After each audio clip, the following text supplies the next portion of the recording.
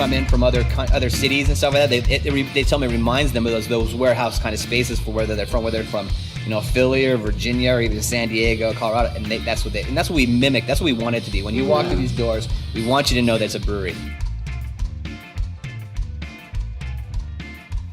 Welcome to TapThatAZ, the show where you get to meet the awesome people behind the best craft beverages across the state of Arizona. I'm your host, Eric Walters.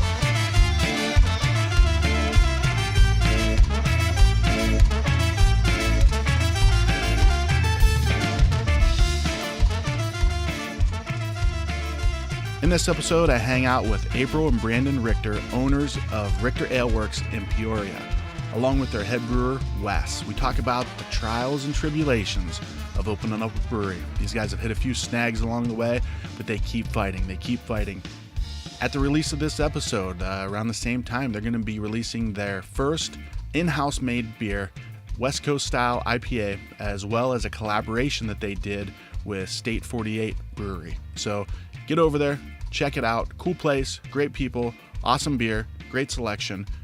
Let's tap into Richter Aleworks.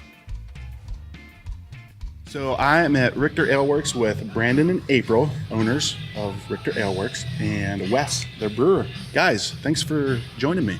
Thanks for coming. Thanks for coming having in. us. Yeah, this is pretty great. We're here bright and early, having a beer at, 10:14. So It's just a typical day. I know. I was kind of pissed I was starting so late. But so this brewery thing has been kind of quite a journey for you guys up to this point, right?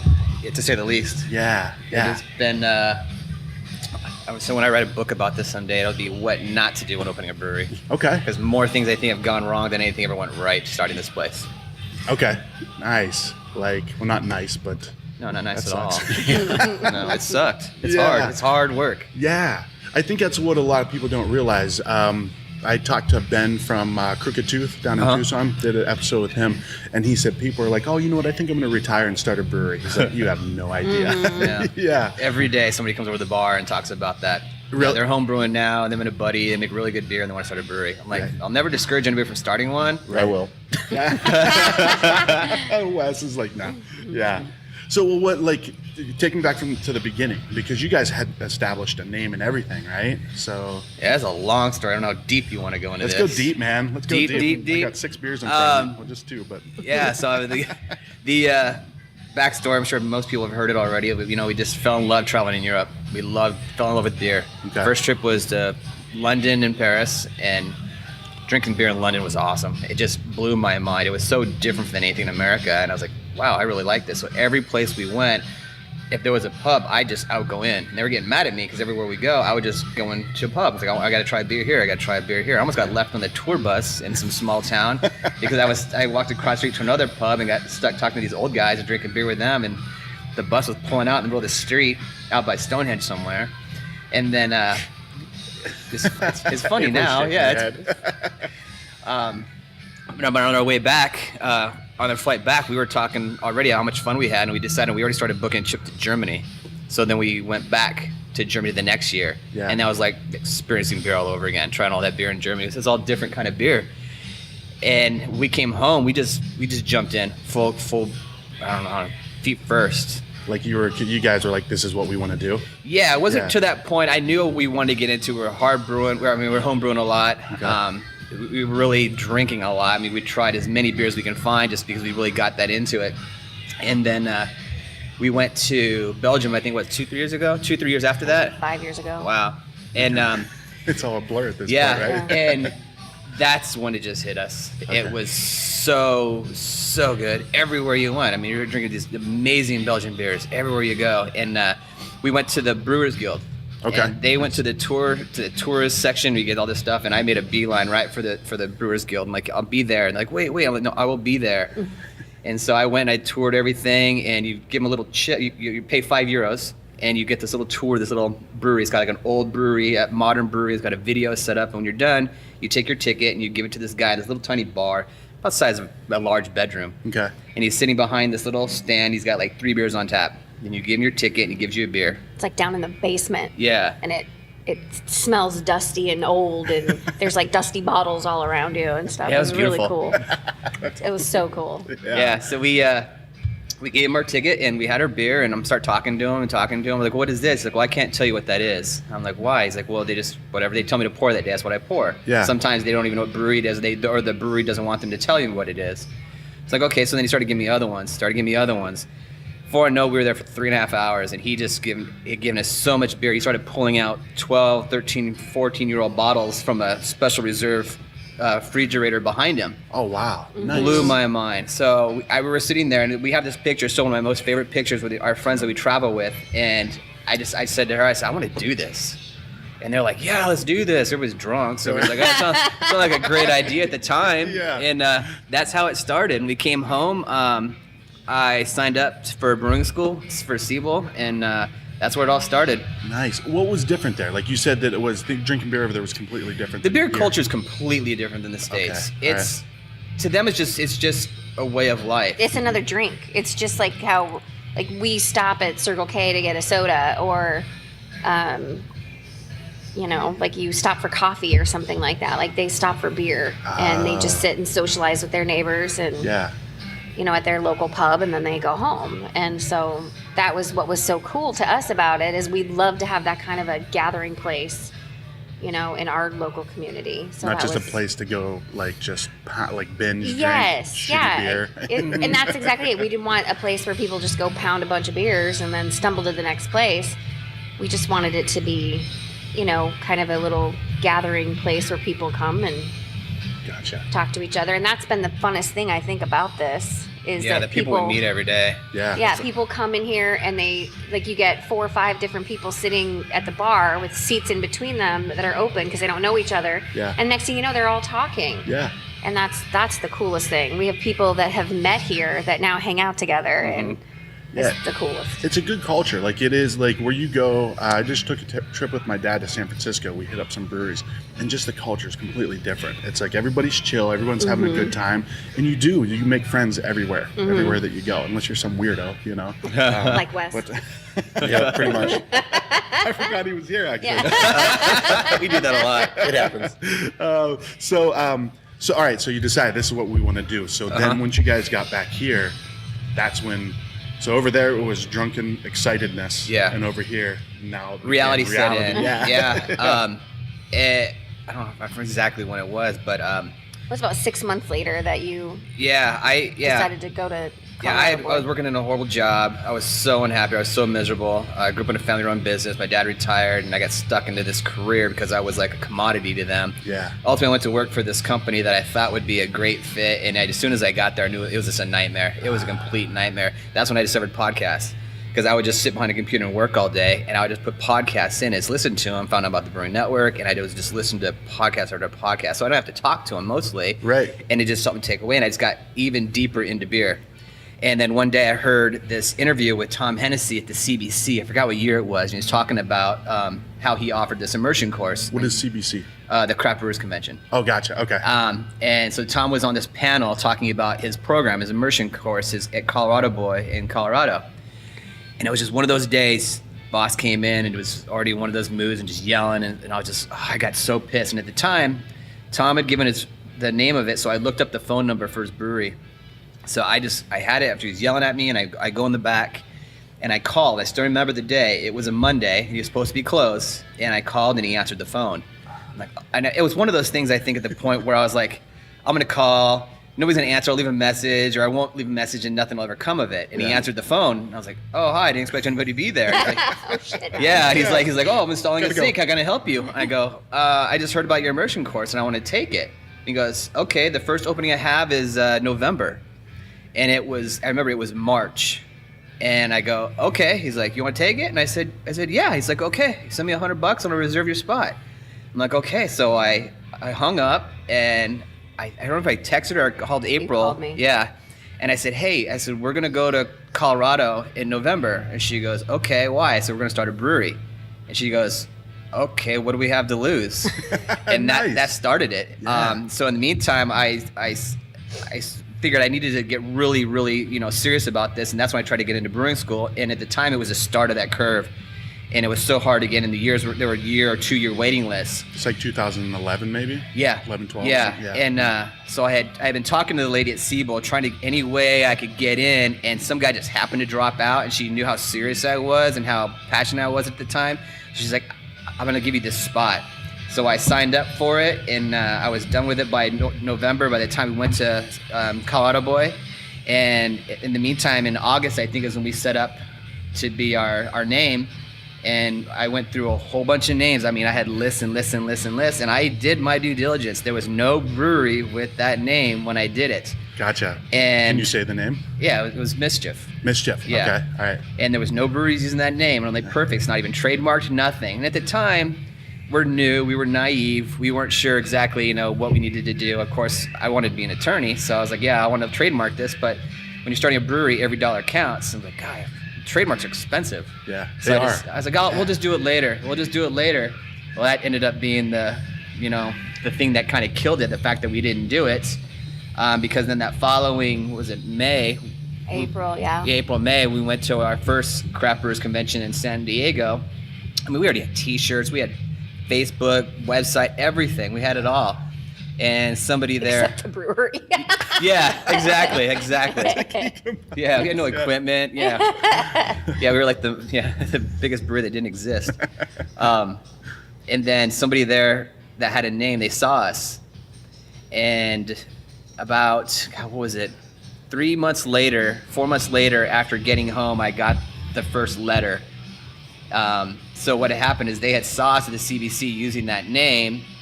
They filed for it the day after the CBC ended, and then waited till they got it, and then sent us the letter to change our name.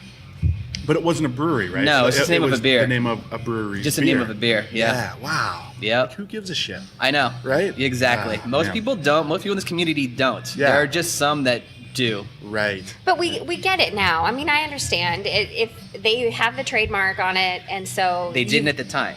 But they do now, Right. and so they Okay. have to protect the trademark, or they could lose it. So, whatever. It's done. It worked out. We ended up naming our dog Mischief, and it worked out just fine. Perfect. So then that's when you decided to. That's when you went with your family name, right? Yeah, that came out in a roundabout way. I was pissed because we used it even after 2 years after that, because I had talked to them several times, and they led me to believe that, yeah, we're gonna get something going, and I didn't even hear from them. Yeah. And I was like, they tell me they get back to me, and never heard from me. Awesome, this is great. And then when we got into the Brewing the American Dream program with Sam Adams, they asked us to get that in writing. I'm like, okay, so So I we were went. going to who did? coexist. Sam Adams. Sam Adams. Yeah. Okay. Yeah. So they. Well, the loan company that funds Yeah. that program. Okay. Yeah. Axion. Yeah, so then they wanted us to get it in writing. So That it's cool to use this name. yeah, so I contacted them, and then all of a sudden it became a problem again, and they wanted to know my logos, the colors I'm going to use, and so I gave them this whole document just full of everything, Yeah. and then they come back and said, yeah, we want you to change the name. I'm like, seriously? After man. 2.5 years of us nothing happening, and like, you come back and tell us this now? Yeah. I was pissed. Yeah. I was really mad, and so I didn't know what to do. I was like, now all of a sudden, here we are again with a brewery that doesn't exist. We're way further along now. I mean, I had equipment sitting in my garage, Yeah. and I don't have a name. I'm like, man. So something had happened. My dad calls me one day and says, hey, my uncle's coming over. Or no, sorry, it was his cousin. His cousin was coming over, and he's bringing me the family table. I'm like, what's the family table? He's like, I don't know. To bring this family table. I don't know. I'm just bringing it. So he comes over and brings this little table, and it's this little tiny table. It's all handmade, and it has the receipt from when it was built, and it has a document. It shows everybody who's ever owned it, and it gets passed down to the youngest Richter male over since it's late 1800s. Wow. It was hand built in Ogden City, Utah. So in it was this photograph that I had seen, little tiny things, because I had Googled my name, and I Googled brewing and stuff like that. So I was aware of something about this little tiny brewery. I didn't really know much about it. Yeah. But in there was this 8x10 photograph, and it said Richter McCarty, Ogden City Brewing Company. And I was like, whoa, this is pretty cool. And so I flipped it on the back, and on the back, my great-grandfather had written, this is where I was born, in, I think it was 1883, this is our brewery. and they lived in the brewery. And Lived in the brewery? Yeah. Wow. Yeah. And Like so a that two-story that building. table was Yeah. in the brewery. And I Yeah. was like, man, that's cool at the brewery. But I have a younger brother, so he gets this table. It pisses me off.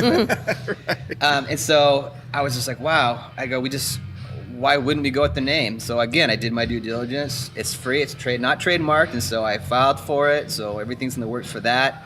And so it just worked out. And so I did even more and more and more research. So there was a letter inside there that explained everybody who's had the table. Okay. And so it talked about my great-grandfather, and his name was Moritz Richter. He was from Leipzig, Germany. And they were brewers. Okay. Him and his family were all brewers. And when they moved to Utah in the mid to late 1800s, they ultimately made it all the way to Utah, and they started Ogden City Brewing Company. And there's a book that some guy wrote about the history of brewing in Utah.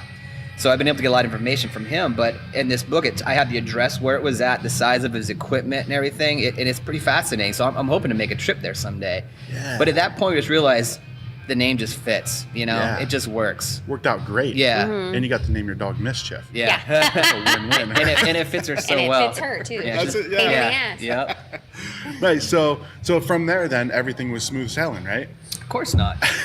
Nothing's ever smooth sailing opening a brewery. Right. So you guys you've been open since what, like December, right? Basically December, but Okay. I took possession of this building a year before that. Okay. Trying to get everything set up. Yeah. Yeah. And so, we always talk about money being the problem. Okay, so money's always a problem, but different cities have different rules and regulations. And for me, I loved that whole vibe of a warehouse, like in San Diego, Colorado. I love nothing more than, driving, getting off the freeway, driving, into the middle of this industrial park. You go way to the back on a Tuesday afternoon, and the place is packed. Yeah. I loved that. I don't think Phoenix is there yet. It's getting there, but I love that vibe. And so that's what I wanted. But I'm born and raised in this area. Okay. And I really wanted to be in this area. So when we started to do this brewery 5 years ago, there was nothing out here. Okay. Closest beer for us was Four Peaks. You guys are in, I never really clarified that. You guys are in Peoria. Yeah, Peoria. Peoria, yeah. So we're kind of on the outskirts of town in a way. Yeah. Next town here I think is Vegas. Right. But I think it is. yeah, but there's not a lot out here because everything was built during the giant boom. Everything's new. There's no really cool buildings out here for us to go into like we wanted to. So I wanted to find a warehouse space. But the problem is there's only 3 warehouse like complexes in this area. None of them would rent to us because we made alcohol. Really? Yeah. Interesting. I even went to the liquor board and found out that with a Series 3 microbrewery license, we can open up right next door to a school, right next door to a church. Doesn't count. And I was like, oh, awesome, because I had a suite picked out. And it took me forever to find out, where do I measure from? Do I measure from the front door? Do I measure from the corner of the building? Do I measure from the corner of that one? I don't know where it's at. And so I talked to the liquor board one day, and she was amazing. I was surprised how helpful she was. She actually called me on a Wednesday night, like 8 o'clock. She goes, I have some news for you. She's like, I'm leaving town. My mom just died, but I want to let you know this. And I was like, what? I'm sorry. She's like, no. She goes, and that's when she told me, you can do that. And I was like, I'm sorry, but thank you. So I went to my agent and said, look, we can take that spot. I go, let's take it. Let's go. I'm all for it. Yeah. And then we went to it. And then when they asked what we were doing, we told them it was a brewery. And they said, no, we're family friendly. And I was like, that's such crap. Meaning Mormon. I don't know if that's true. That's what we got out of it. Oh, yeah. Family friendly. Well, breweries are family friendly. Yes, they are. It's not like you're saying, hey, I'm going to open up a Buffalo Wild Wings. But to some people, and, we you could know. be Breaking Bad opening up next door to their That is Buffalo true. Wild Wings. That is true. To them, we're just making crack. They don't know the difference. It's true. From the looks of Wes, too, like he's got that look to him, too. He's just sitting here concocting some blue rocks. Exactly. Some things. Yeah. So you guys you're in, so how did you find this place? I drive past this place every day on my way to work or every time we go to the mall, movies, and I've always thought this place would be cool. The thing I liked about this is the fact that it was nestled in a neighborhood. Okay. And I liked that because it reminded me of like London, where every corner, every little block has their own drinking spot, their own little pub. Yeah. And everything was vacant here.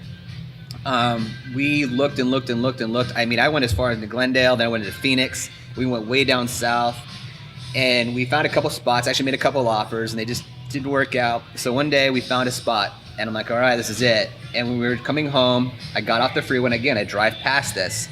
I just didn't feel right. I was like, but at the time I was so desperate to open up. Yeah. And we kept coming back to this Yeah, corner. I made an like, offer on Just this general area. Yeah, six Yeah. or seven Okay. suites within this some of them complex and multiple across the times street. and across the street. Yeah. Okay. And so as I drove by, I saw the real estate signs, and they were different this time. I'm like, huh. So I pulled in, and there was a different sign on the door. And in the meantime, I'd always been trying to get the end suite because it used to be a bar, and they'd be perfect. Things set up already. Exactly. Yeah. It still wouldn't take a lot of work. I don't even know it would have been more work now, but. So I called my agent and said, don't make that offer yet. I want to look at this spot. Let's just see what happens. So he called, and we met here the next day, and we had a handshake deal the next day, and everything went down from there. Everything, it started rolling. Yeah. Yeah, it took forever to get this to happen, but eventually Set it up how you guys needed it and how you wanted exactly, to operate. it did. Okay. It did. So so finally we got here. Took here. twice as long as we thought it would, but We're here, yay! yeah. So I think I came in a few weeks after you guys had opened up, and right away, like you said, like it was me. Actually, it was you. You were in here with his mom, with Brandon's mom, and there was like 2 other random people here. And 3 minutes later, we're all best friends. I felt like we exchanged numbers, and, like we're gonna have like a potluck and stuff. But no, it's a great place, and I like that it's on the corner too, right? Because you're not just like, I don't know, you got the natural light coming in, and it does have that warehouse feel to it. It does. We really worked hard to get that warehouse We feel to demoed this entire place because it was important to me. I wanted to have that feel, and we love. I mean, that's almost our favorite thing. I think when people come in, they always say they use the same word too. We love the vibe. And that was the whole point of it. They love the vibe, and when people come in from other cities and stuff like that, they tell me it reminds them of those warehouse kind of spaces for whether they're from Philly or Virginia or even San Diego, Colorado, and that's what we mimic. That's what we want it to be. When you walk through these doors, we want you to know that it's a brewery. Right. We're not a restaurant. We're not. We sell food now, but we're a brewery first and foremost. It's all about the beer. Aleworks too, right? That was that deliberate? Yeah. Aleworks. Yeah. Instead of Richter Brewery. Yeah, and it just fit. It was something different, and because it's always something brewing company. Your last name, the mountain range, the river, city, whatever it is. And I just wanted something different. Yep. I don't like to follow that same path. I like to do something and ruffle some feathers sometimes. And so it was just one of those things that's kind of different. I said, that's what I told her. I said, Richter Aleworks. And April was like, God, I love that. Perfect. It flows too. Yeah. Yeah. I like it. So you guys make beer here, right? Yes. And beside me, I have the guy who makes the beer. Wes, welcome back. Hello. Right. Been sleeping. He's been focused, though. I feel like he's like brewing a beer in his mind right now. Like you've concocted something. Oh, I'm always thinking about something. Okay, right. Yeah. So I was talking to Wes before we started recording, and you've got some brewing experience, right? Like you come from. I do. Just a little bit. What do we call Colorado? The mecca of craft beer at this point, or Depends who you I ask. don't know. Yeah. It's up there for sure. Okay. All right. Well, so tell me about your history with beer, making it, drinking it. I've been brewing for about 10 years, Okay. professionally for 6. So yeah, I kind of started out. My friend and I turned 21 10 years ago, and he was going to college up at Colorado State University. And it was kind of just when they were starting the beer program up there at the college. So they actually have a beer program, like They do. It's a full program now. You Wow. can take a brewing science course at Colorado State. Nice. Really good people up there. Highly recommended. And it was also the time when like Odell was getting really popular. New Belgium was blowing up. And it was just kind of like, not really the infancy because Colorado's been doing it for a while, but like the big boom. Yeah. And we just kind of happened to be in the right place at the right time and decided like, hey, we should do this. Yeah. So my friend and I, we kind of just went into it. And he's a brewer at New Belgium now. He worked nice. at Dogfish Head for, I think, 3 or 4 years. Wow, those are 2 huge names. Yeah. In the craft beer. He's like a real brewer. He actually like knows things. I'm sure you didn't say this in your interview, right? No, he did. I was very honest in my interview. That's what we liked. That was what we loved about him. Still love about him. Well, like I came here from Colorado and I was like, I'm not going to pretend to be be else, they're going to get me. Yeah. No, that's good because you try That's to be somebody important. else and then you got to be that person for a long time. Yeah. That sucks. Yeah. Yeah. So he was his normal sucky self, and we hired him anyway.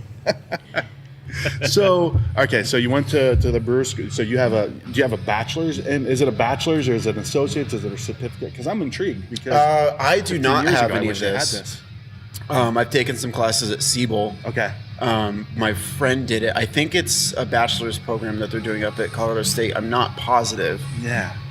Why didn't they have this shit in 1998? I know. Right. Like I would graduate. I would have a doctorate by now. You know. It's crazy.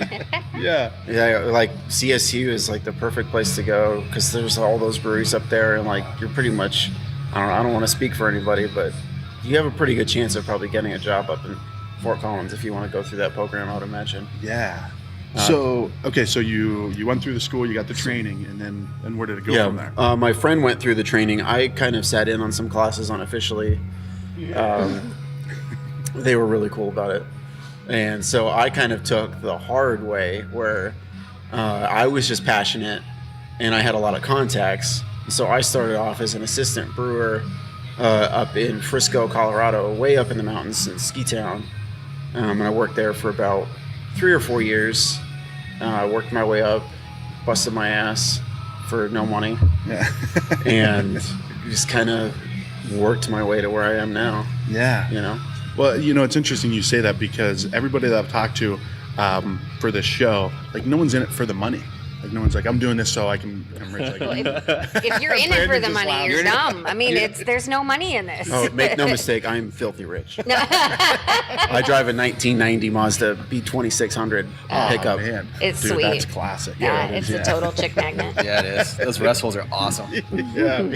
So then you were telling me when I first got here that you've brewed for a couple of the big breweries in Colorado, right? I did. Yeah. I started off at a small brewery called Backcountry. Okay. It was just myself and the head brewer for quite a long time, and we had a sales guy.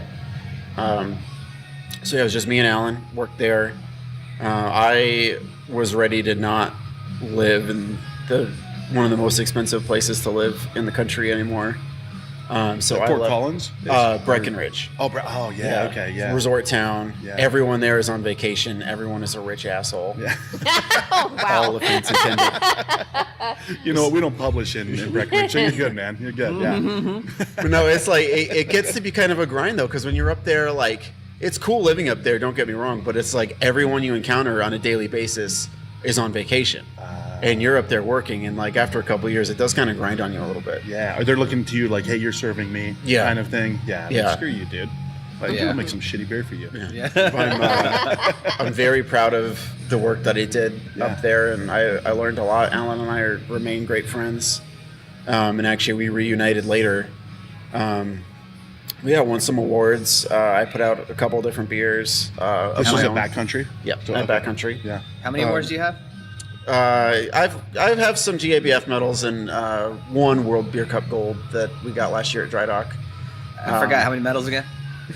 I don't know, a couple. He got a lot.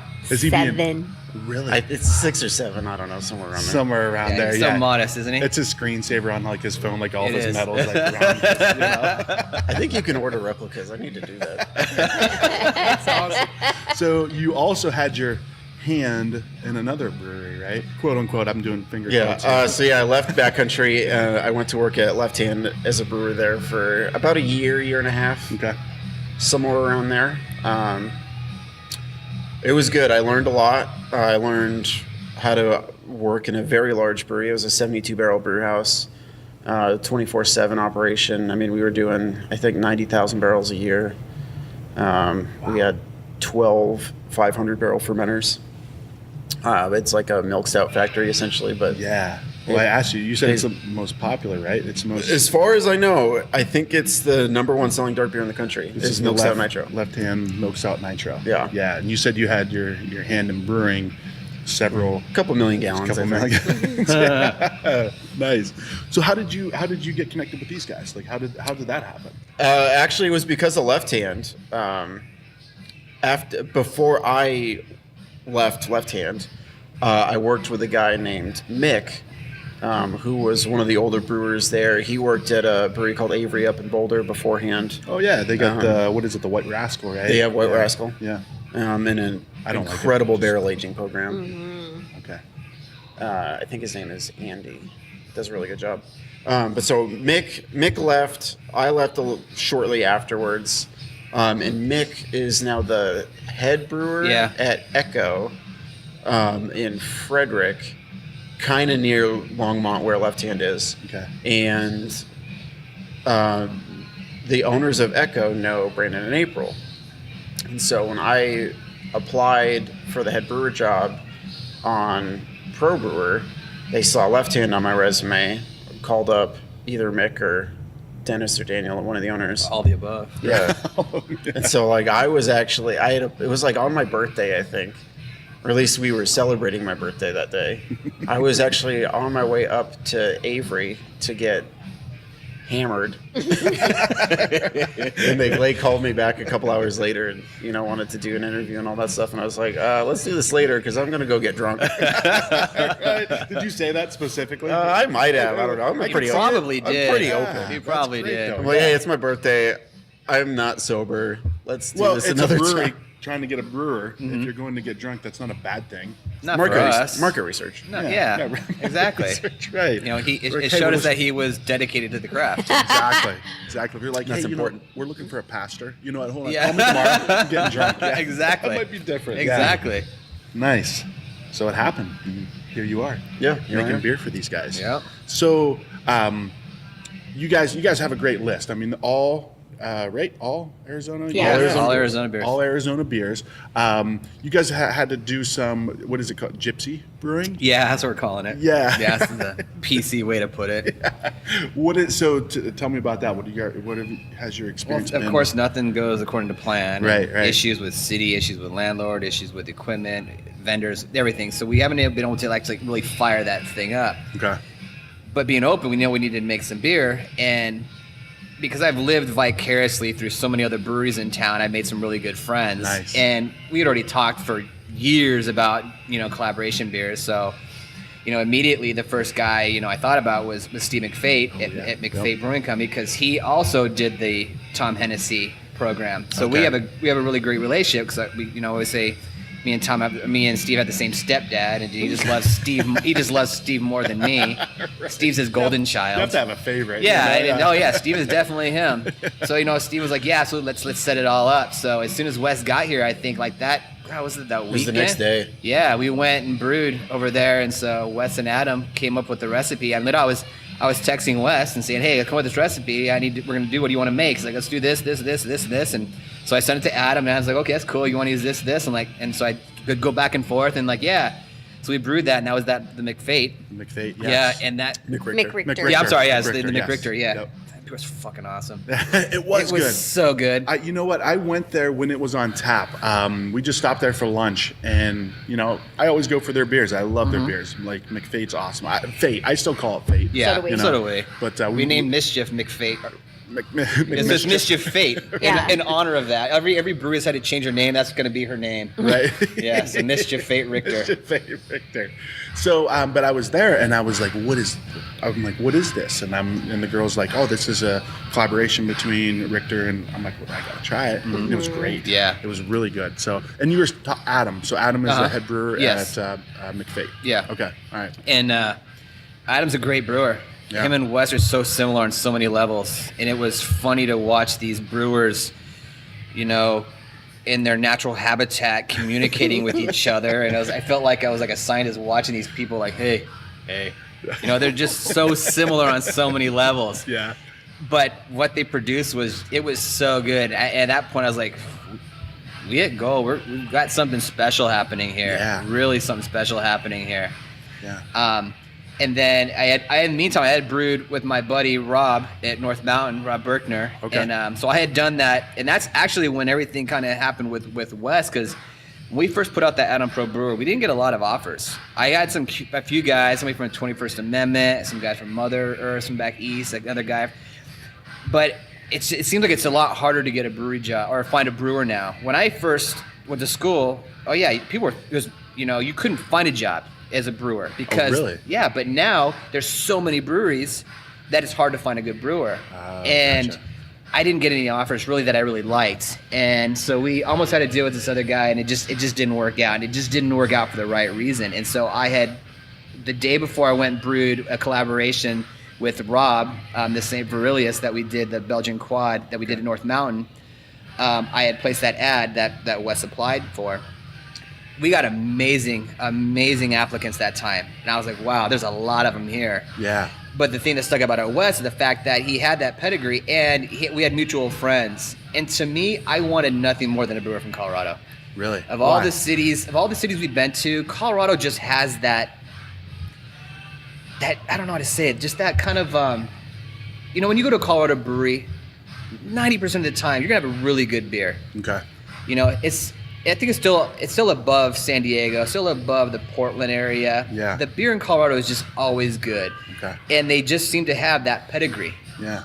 And so it's really important. I even talked to my buddy Robert Rodriguez at Two Brothers, who also is from the Colorado Boy family, and he comes from Big Choice in Colorado. Okay. So he actually put out feelers in Colorado if anybody wanted to come here. But Colorado was just where I wanted to find somebody. Yeah. So when we talked to Wes, I was just like, this just seems to be the guy. I mean, literally, he was like, yeah, I'll come this weekend. And we're like, yeah, he's serious. Yeah. And it just worked out that way. Nice. But, but back to that whole collaboration deal with McFate, it just, I don't know. I hope it's not one of those beers, that lightning in the bottle, that unicorn beer, because it was really, really good. And I think it really kind of, I won't say put us at ease, but we're like, yeah, this guy knows what he's doing. That was like Wes's exactly. He wrote that recipe. Yeah. Do you remember it? I don't remember what it was. I wrote that when I was driving home from work one day. Really? You think Literally, you could I was do it again? texting him. I was just texting him, like, yeah, let's do this. IPAs are easy. Dude, Anybody can make an IPA. He's like freaking Rain Man over here. Yeah, he's very modest if you haven't noticed yet. Oh, yeah. I think I have Well, 6 or he 7 is, awards. and then he's not, Even a blind squirrel can find a nut. Oh every my once in a God, while. Stop that it. squirrel and the nut story. I'm so sick of that. That should be your logo. You should get a T-shirt with No Wes's kidding, face on huh? there. Exactly. We're gonna put your face on a squirrel. Something about your nuts. Yeah. There's probably a Snapchat filter for that. That probably is, Yeah, I yes. wouldn't doubt it. So has that affected your brewing style at all? Like you going to these other places and using their equipment? I'm sure equipment's different at each place. It's vastly right? different, yeah. Yeah. I don't know if it really affects anything too much, just, doing it once here or there. Yeah. Because, every system is different, and you don't really get a real feel for it for a while until, you're, 20, 30 batches in where exactly how everything reacts. Yeah. Okay. So, it just, collab days for me are just kind of fun, and it's more of an idea exchange more than anything else. Okay. So so you guys aren't running in here yet, right? This isn't running. No. But when it does, I see excitement in your eyes, and I see just Brandon's like, man. Oh yeah, we're chomping at the bit. I mean, I don't know what to say. You're like a anything. greyhound. Every time I say it, something happens. But we will brew here next week. Okay. Oh, nice. Yeah. Okay, good. You got some things. You guys have things lined up. Oh yeah. Yeah. Yeah. Well, by the time this episode goes out, so I mean, you guys will probably be up and running. Mm-hmm. So if you're listening, come here because you guys Well, should we'll have take beer. a few days after that. You'll have beer. Yeah. You'll have beer. Oh yeah, we'll have beer on tap for beer, sure. yeah. Yeah. We used to have that collaboration we did with Two Brothers, but Yeah. we will have our fermenters will finally be full. Okay. Will you guys have anything like a plan? What are you gonna? That's all him. Wes, what do you got? I've got the first 2 brews mapped out, Okay. and then we'll kind of roll from there. Okay. First one's going to be very similar to the west side that I did.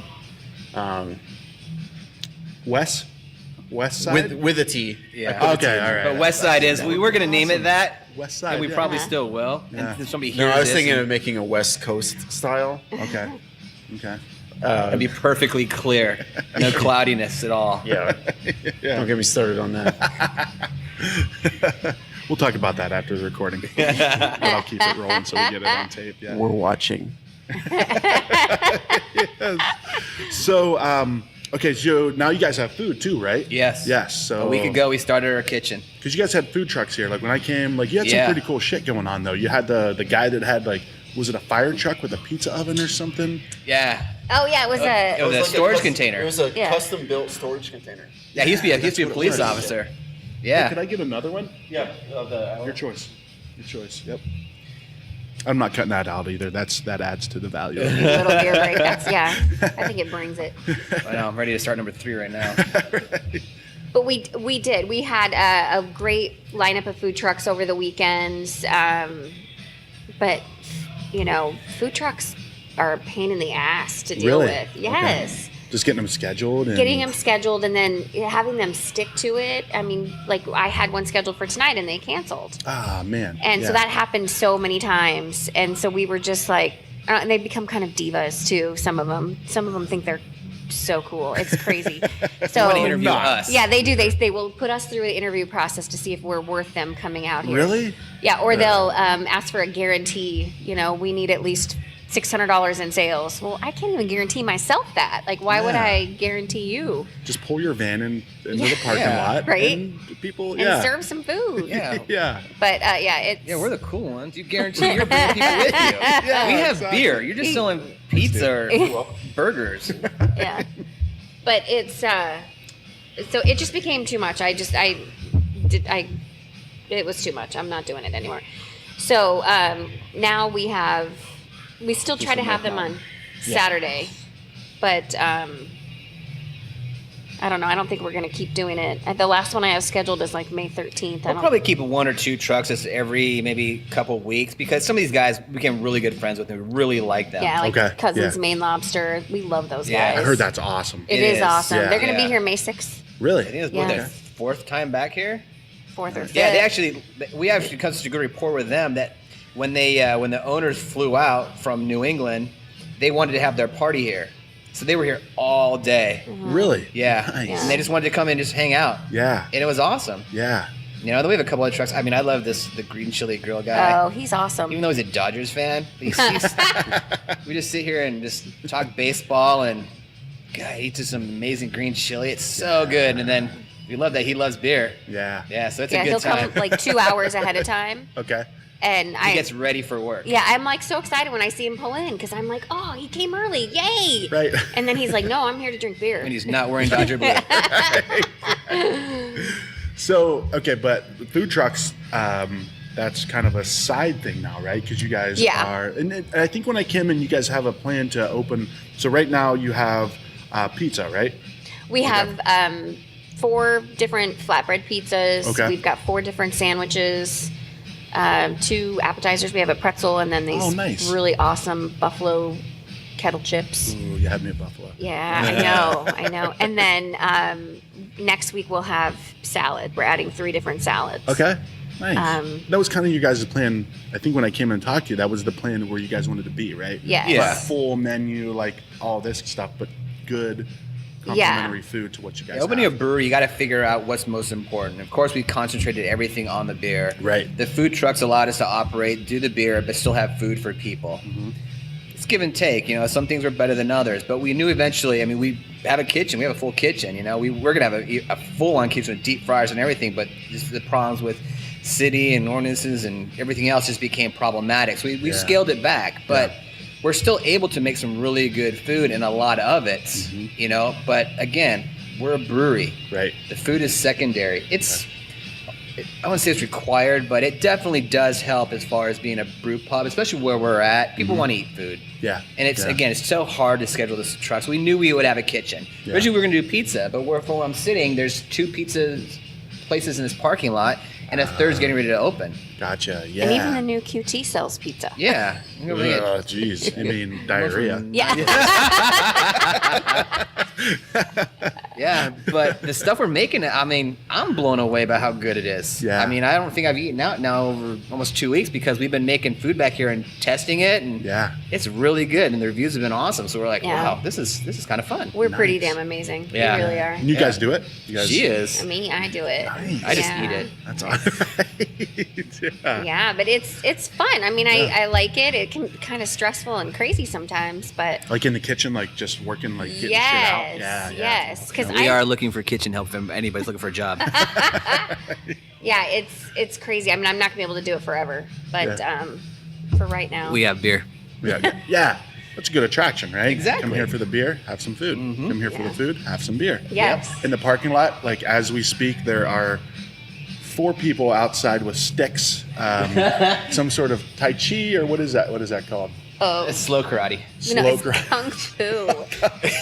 They get really mad when you say karate. It's kung fu. Yeah. Well, they got sticks. Like looks like the sticks that they measure like that. They're distracting. They don't they look can so break tough. into your car and steal whatever's in your car. Yeah. We're watching those 4, and the 5th one's in my car. He's actually he's in there right now. Actually, right. Only thing I have is an aux cable, but do not touch my aux cable. That's like a huge thing. Yeah. So now, do you guys have any like events or anything else that you guys do? We get groups of people coming here for other, events. We've had tour buses just pull up that were planned, some that weren't planned. We didn't know they were even coming. please don't do that. Last night, Last night, somebody asked if we would do their she's getting married and she wants to do her. Rehearsal dinner. Yeah. I'm Really? like, cool. Yeah.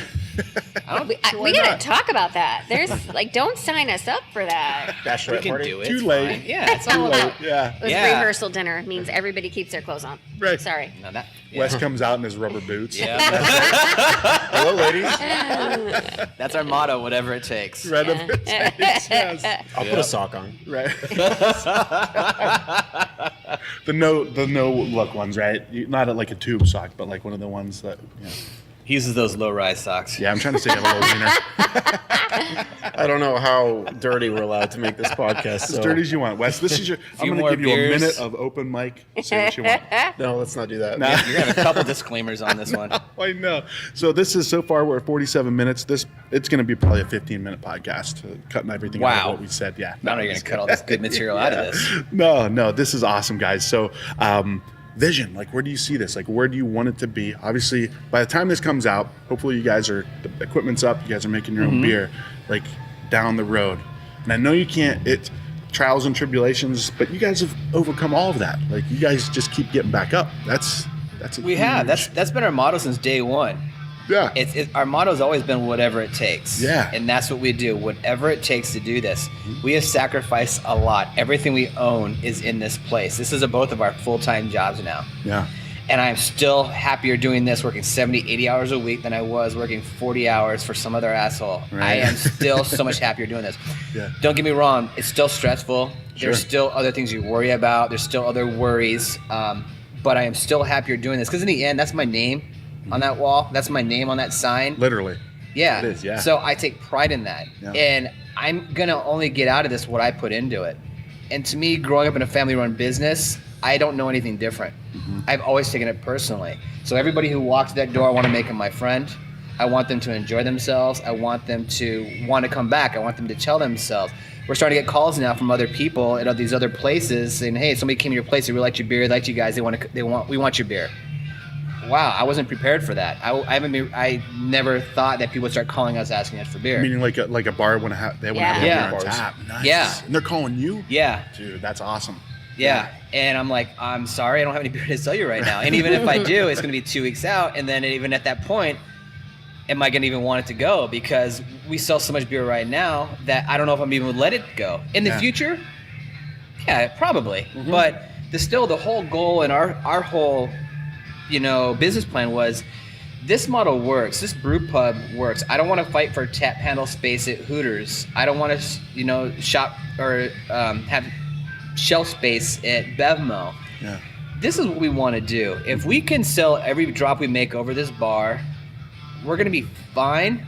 We're all going to do really well, and we're all going to be really happy. And that's the goal. I am not looking to build, a giant monstrosity of stainless steel. Yeah. Don't get me wrong. I do want to expand. I do want to grow. Right. And the plan has always been to do that second location. April still waves her head, but she likes it. She thinks about it too, but that is the goal. Because you have to have that yeah, vision, we right? are. Yeah. And because eventually, if I can kick slow karate out of here, then awesome, I can expand. But if they stay there, what am I going to do? Yeah. When I built that brewery, when I designed that brewery, I designed it purposely that I can expand in it. I can quadruple output in that space. Okay. Yeah. So we can definitely grow. Yeah. And I would love nothing more than at that point when I make quadruple that space that I'm like, wow, we still need to make more beer. That's gonna be a good problem to have. Yeah, for sure. So at that point we'll bring somebody else on and we'll do a second location. Why not? Right. You know, Right. it worked for McFade. It worked for our buddies at Echo. It worked for so many other guys. She's shaking her head at me. I can't go through that again. It's not like childbirth. But you know, it's gonna be you know? it's gonna be so much easy the second time. Oh God. You guys have actually kind of gone through the gauntlet. Like Yeah. it's like anything that It can't could get any go wrong. harder. Yeah. Yeah. Well, good thing you guys have beautiful wood tables, by the way. You might want to knock Thank on you. that one. Took it from some other place that went out of business. I know. Right. But no, you guys are doing awesome. The beers I've had from you guys are fantastic. I love this place. So you guys are doing the right thing. Thank you. Yes. So, Thank you. well, how do people find you? Like, where's the? I know Richter Aleworks. Yeah. Instagram, Facebook, website, Twitter, everything is Richter Aleworks. Richter Aleworks. Yeah. Nice. And Google MySpace. it. MySpace. Oh, dude, I love we not on MySpace? I would. You know, No. MySpace was We're great. not. You could force your music on the people. Wes's Tinder right? account. Yeah. I do not have a Tinder account. Sorry, Grindr. Sorry, ladies. Awesome. Hey guys, thanks for doing this. This is awesome. Yeah, thanks for coming, man. Yeah. So when you guys listen to this show, come here, have their beers, have some food, order a lot of it so April stays busy back in the kitchen. Yeah, awesome. Thanks, guys. Thank you. Thank Thank you. you. Hey guys, thanks for listening to the show. Hopefully you enjoyed that. Get over there, check out their beers, cool people, great place, Richter Aleworks over in Peoria. If you guys are liking the show, do me a favor, subscribe on iTunes, give me a review, give me a rating, give me a call, say, hey dude, good show. And I'll say, hey dude, thanks. Next episode, travel back down to Old Pueblo, down to Tucson, and hang out with a distillery who Esquire magazine just named one of the top 10 whiskeys in the United States. You don't want to miss this one. In the meantime, always remember, stay awesome.